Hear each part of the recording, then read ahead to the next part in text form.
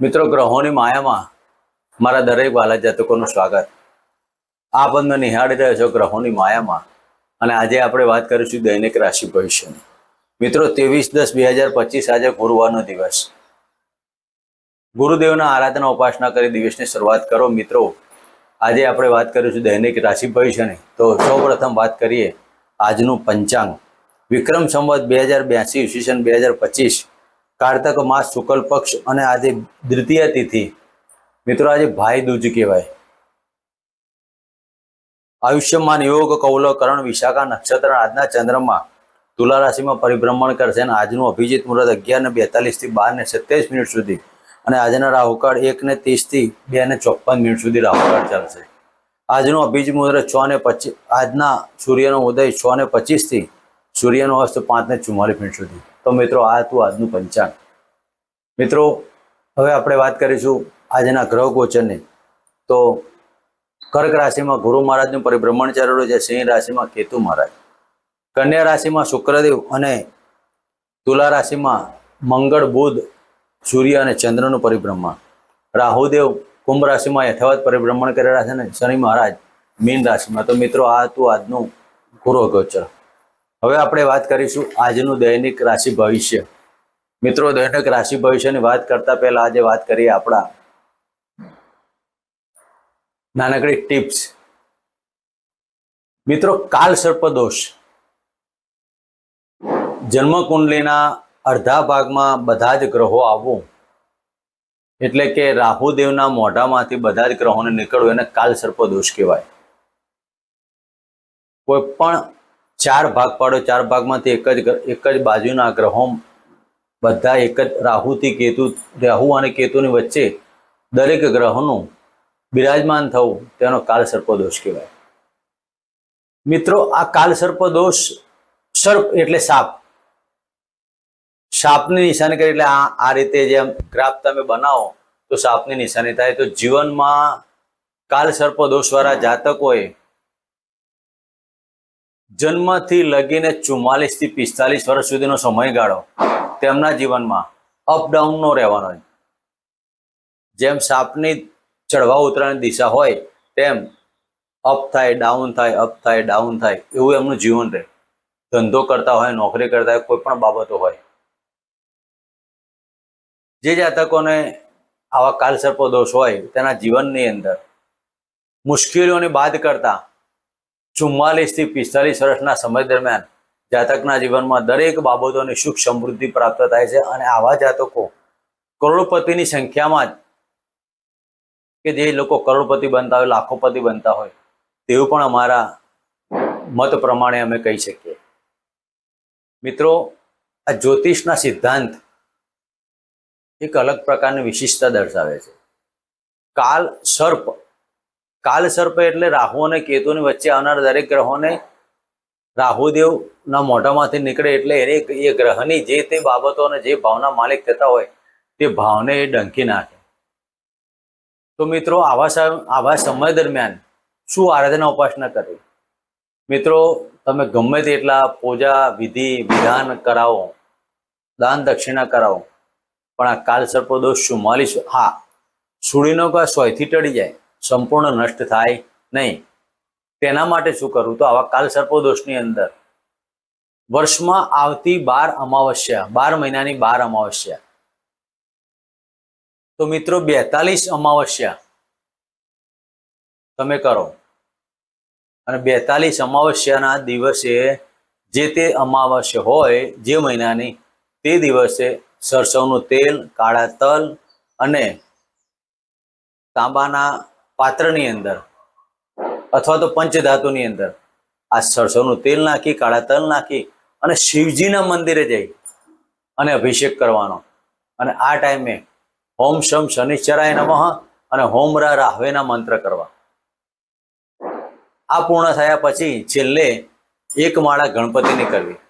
મિત્રો, આ પ્રમાણે તમે કરતા રહેશો, તમારા જીવનમાં ધીરે ધીરે દરેક બાબતોની સુખ શાંતિ અને સમૃદ્ધિ બની રહેશે. તો મિત્રો, આ હતી આજની ટિપ્સ. અને હવે આપણે વાત કરીશું આજનું દૈનિક રાશિ ભવિષ્ય. દૈનિક રાશિ ભવિષ્યમાં પ્રથમ રાશિ મેષ રાશિ. મેષ રાશિના જાતકોને આજના દિવસમાં ફરવાનું વિશેષ રહેશે. પ્રવાસ, નાના મોટા પ્રવાસોની અંદર નાણાંનો વ્યય થાય. આજના દિવસમાં વાણી ઉપર તો સંયમ રાખવાનું, ગળાનું અને આંખને લગતા રોગોથી સાચવવાનું. તો મેષ રાશિના જાતકોએ આજે ઓમ શ્રી શુક્રાય નમઃ અથવા તો તમારા કુળદેવીને આજનો ઉપાસના કરો, દિવસની શરૂઆત કરો. મિત્રો, વાત કરીશું વૃષભ રાશિની. વૃષભ રાશિના જાતકોને પ્રેમની બાબતોમાં આજે અડચણ આવવાની. જે જાતકો પ્રેમી ઈગલ હોય તેવા જાતકોને આજે પ્રેમમાં નાના મોટા વિચ્છેદો થવાના, કે માનસિક સ્થિતિ તમારી ખોરવાય. અને આ માનસિક સ્થિતિ ખોરવાઈને વધારે તકલીફ ના પડે. ભાગ્યની ઉન્નતિ સારી, નાના મોટા પ્રવાસો થાય, પણ તમારી અનુકૂળતા ન હોવાના કારણે ક્યાંક તમારા પ્રેમમાં ખલેલ પહોંચે. તો આજના દિવસમાં તમારે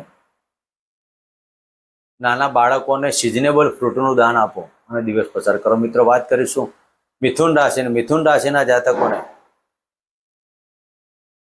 પંચમ સ્થાને પરિભ્રમણ કરતા ચંદ્રદેવ. મિત્રો, આજના દિવસમાં લાભો મળવાનો, નાના ભાઈ બહેનો, મોટા ભાઈ બહેનો સાથે સુમેળભર્યું વાતાવરણ બની રહેવાનું. પતિ પત્ની બાબતોમાં આજે સાથ ને સહકાર મળવાનો. પાર્ટનરશિપના ધંધામાં સફળતા પ્રાપ્ત થાય. તો આજના દિવસમાં મિથુન રાશિના જાતકોએ ઓમ નમઃ ભગવતે વાસુદેવનો મંત્ર કરવાનો. વાત કરીશું કર્ક રાશિની. કર્ક રાશિના જાતકોને ચતુર્થ સ્થાને પરિભ્રમણ કરતા ચંદ્રદેવ. મિત્રો, આજે તમારા માતા પિતાની તબિયતની કાળજી લેવાની. તમારે પોતે પણ કફજન્ય રોગો અથવા ફેફસાના રોગો ન થાય તેની કાળજી લેવાની. કોઈ વ્યસન કરતા હોય તો વ્યસનમાંથી આજે મુક્તિ મેળવજો.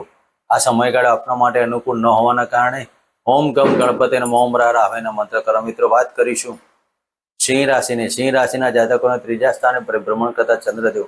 મિત્રો, આજે તમારા પ્રવાસની અંદર ખૂબ ખર્ચો થવાનો. કોઈ પણ વગર વિચારેલા ખર્ચા ના કરે, જેના કારણે તમારે આર્થિક પાસું નબળું પડી જાય.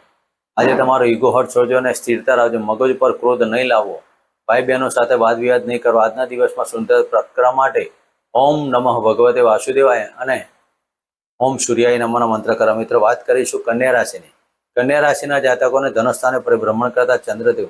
મિત્રો, આજના દિવસમાં આર્થિક પાસું મજબૂત રહેવાનું. આકસ્મિક ધન લાભ થાય. કુટુંબની અંદર કંઈક નવો વ્યક્તિ આવવાનું આગમન થાય. વાણીમાં સુંદરતા પ્રાપ્ત થાય. પણ તમારો ઈગો હર્ટ ના થાય તેના માટે તમારે આજે મન ઉપર કંટ્રોલ લેવાનો. વાણીમાં સંયમ રાખજો. બોલવામાં તમારા સંબંધો ન બગડે. આજના દિવસમાં ભાગ્યની ઉન્નતિ કરવા જવા ભાગ્યમાં આજે વિચ્છેદ પેદા થાય.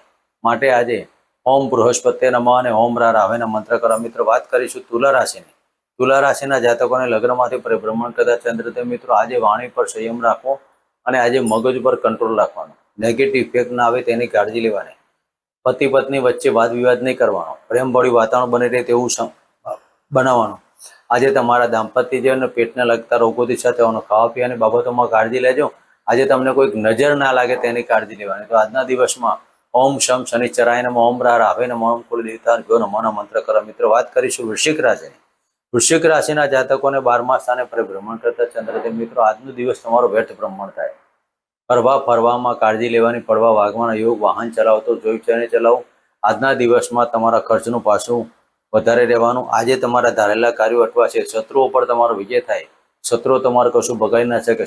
ગુપ્ત મોસાળ પક્ષમાં જવાના કારણે આજે મોસાળમાંથી ધન લાભ થવાની બાબતો બની શકે. તો આજના દિવસમાં ઓમ કમ ગણપતિના મંત્ર કરો. મિત્રો, વાત કરીશું ધનુ રાશિની. ધન રાશિના જાતકોને લાભ સ્થાને પરિભ્રમણ કરતા ચંદ્રદેવ. મિત્રો, આજે તમારી લાભની બાબતોમાં વિશેષતા ફળ પ્રાપ્ત થવાનું. પેટને લગતા રોગોમાં સાચવવું. આજે માતાના અને પિતાના ચરણ સ્પર્શ કરી દિવસની શરૂઆત કરો. મિત્રો, વાત કરીશું મકર રાશિની. મકર રાશિના જાતકોને દશમ સ્થાને પરિભ્રમણ કરતા ચંદ્રદેવ.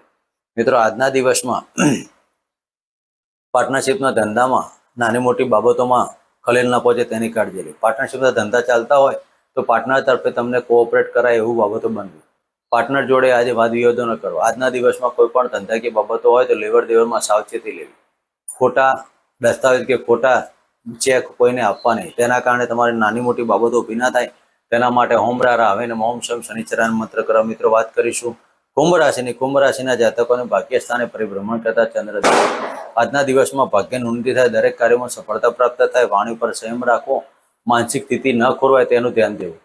આજે મનમાં લાગણી અને દિલમાં થોડીક ખલેલ પહોંચે તેવી બાબતો બની શકે. તો આજના દિવસમાં ઓમ રા રાવે નમઃ ઓમ પિતૃ દેવતા અભ્યનો મંત્ર કરો. મિત્રો, વાત કરીશું મીન રાશિને. મીન રાશિના જાતકોને અષ્ટમ સ્થાને પરિભ્રમણ કરતા ચંદ્રદેવ. મિત્રો, આજે વાણી પર સંયમ રાખવો. વાદ વિવાદો ન કરવા. સાસરી પક્ષમાં થોડીક તકલીફ ઊભી થાય, સાસરામાં શાંતિથી દિવસ પસાર કરવો, આજે વાદ વિવાદો ન કરવા અને બને એટલા આજે નાણાકીય બાબતોમાં ધ્યાન દેવું.